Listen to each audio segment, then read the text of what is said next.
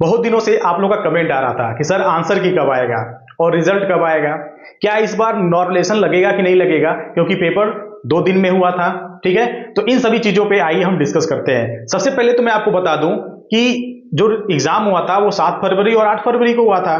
तो आंसर की आने की संभावना क्या है, तो ध्यान से समझिएगा। ऑफिशियल आंसर की, जैसा कि आपको पता है कि एग्जाम जो हुआ था वो 7 और 8 फेब को हुआ था। कब हुआ था? 7 और 8 फेब को हुआ था। तो 7 और 8 फेब को जब एग्जाम हुआ था तो आंसर की जो आने की संभावना होती है वो एग्जाम से 15 दिन के बाद, यानी अगर 7 और 8 फरवरी के बाद अगर हम 15 डेज अगर इसमें हम ऐड कर दें तो आपका जो संभावित जो तिथि बनती है वह आपका 26 या 27, यानी आंसर की आपका 26 या 27 फरवरी में आपको आ जाएगा, यानी आपको एक हफ्ते के अंदर आपको ऑफिशियल आंसर की देखने को मिल जाएगा। ठीक है, वहीं पर अगर बात करें हम रिजल्ट कब आएगा, देखिए रिजल्ट आने की जो तिथि है वह आंसर की आने के कम से कम 2 हफ्ते बाद आती है। यानी जब आपका आंसर की जिस दिन आएगा, यानी अगर 25 26 या 27, 25 26 27 में संभावित आपका आंसर की आ जाना चाहिए। और जैसे ही आंसर की आएगा, आंसर की आने के बाद कम से कम 2 से 3 दिन तक आपको जो परीक्षाओं में जो क्वेश्चंस आपके हिसाब से जो गलत लगते हैं उसको क्लेम करने के लिए वह ऑप्शन देते हैं। क्लेम करेंगे, 2 से 3 दिन तक क्लेम होता है, फिर उस क्वेश्चंस पर विचार होता है, फिर उसमें सुधार किया जाता है, कुछ नंबर्स एक्स्ट्रा बोनस मिलते हैं, फिर उसके बाद रिजल्ट कम से कम 2 हफ्ते बाद आती है। यानी रिजल्ट आने की जो संभावित जो आप कह सकते हैं कि जो है वह मार्च के सेकेंड वीक में, यानी मार्च में आपको मे बी 14 मार्च या 15 मार्च तक आपको देखने को मिल जाएगा। रिजल्ट आपका 14 या 15 मार्च तक संभावित है आ जाएगा। सबसे बड़ी बात यह है कि क्या एग्जाम में इस बार नॉर्मलाइजेशन होगा या नहीं होगा, क्योंकि एग्जाम 2 दिन में हुआ था। तो बहुत सारे बच्चों का यह पूछना था कि सर होगा कि नहीं होगा नॉर्मलाइजेशन। तो ध्यान दीजिए कि कभी भी इससे पहले भी सीटेट का एग्जाम हुआ है तो कभी इस तरह की कोई प्रावधान नहीं था नॉर्मलाइजेशन का। ठीक है ना, तो इस बार भी किसी तरह का कोई इस परीक्षा में आपका नॉर्मलाइजेशन नहीं होगा। तो इस चीज को पहले आप अपने दिमाग से निकाल दीजिए। ठीक है ना, दूसरी बात, कितने नंबर वाले बच्चे पास होंगे, कितने नंबर पाने से हम पास हो सकते हैं, तो आइए इसको डिस्कस करते हैं। देखिए बहुत बार यह देखा गया है कि कभी कभी 76 नंबर आंसर की, ऑफिशियल आंसर की से मैच करने पर किसी बच्चे का 76 आया, किसी का 77 आया, किसी का 78 आया, किसी का 79, किसी का 80, किसी का 81। ठीक है ना, किसी का 83, किसी का 84, किसी का 85, किसी का 86, किसी का 87, किसी का 88 और किसी का 89।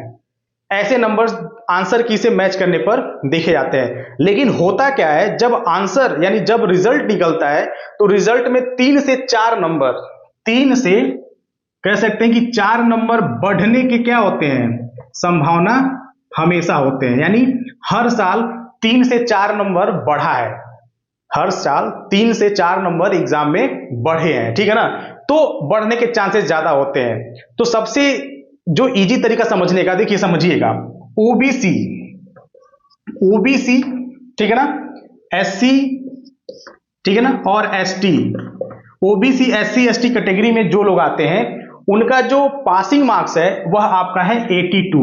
कितना है? 82 है। कितना है?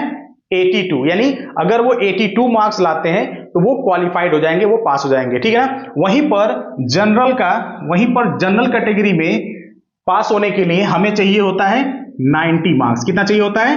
90 मार्क्स। अगर 90 मार्क्स लाते हैं तो आप जनरल कैटेगरी में क्वालिफाइड हो जाएंगे।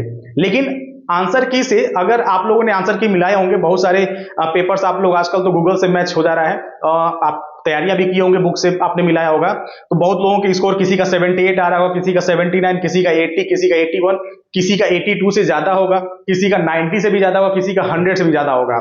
लेकिन अगर किसी का 81, 80, 79, किसी का स्कोर 89, 88, 87 है तो आपको भी घबराने की जरूरत नहीं है।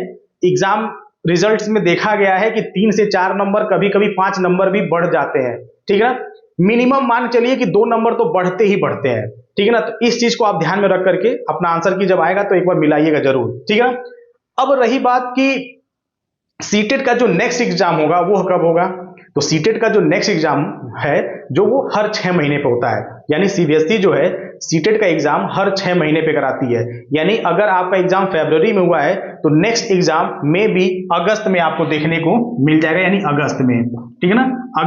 अगस्त में आपको नेक्स्ट सीटेट का एग्जाम अगस्त में आपको देखने को मिल जाएगा। लेकिन उससे जरूरी बात यह है कि आपको मैं बता दूं कि सीटेट का जो नेक्स्ट एग्जाम है वह तो आपका अगस्त में है, लेकिन सबसे जरूरी यह बात है कि आखिर में अब आगे क्या करें।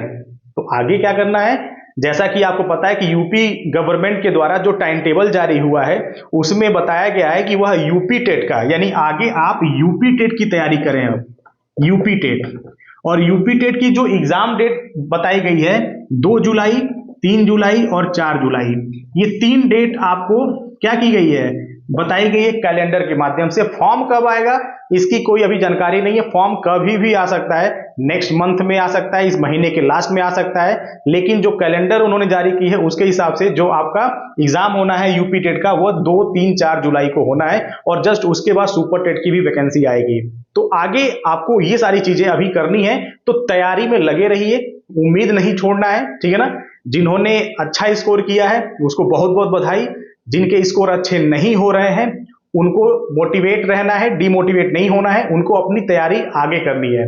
और सबसे जरूरी बात, यह जो चैनल आपका अभिषेक सर है, यह चैनल आपको सीटेट यूपी टेट से रिलेटेड हर तरह के इंफॉर्मेशन, हर तरह की वीडियोज आपको अपने चैनल के माध्यम से आपको देता रहेगा, ठीक है ना।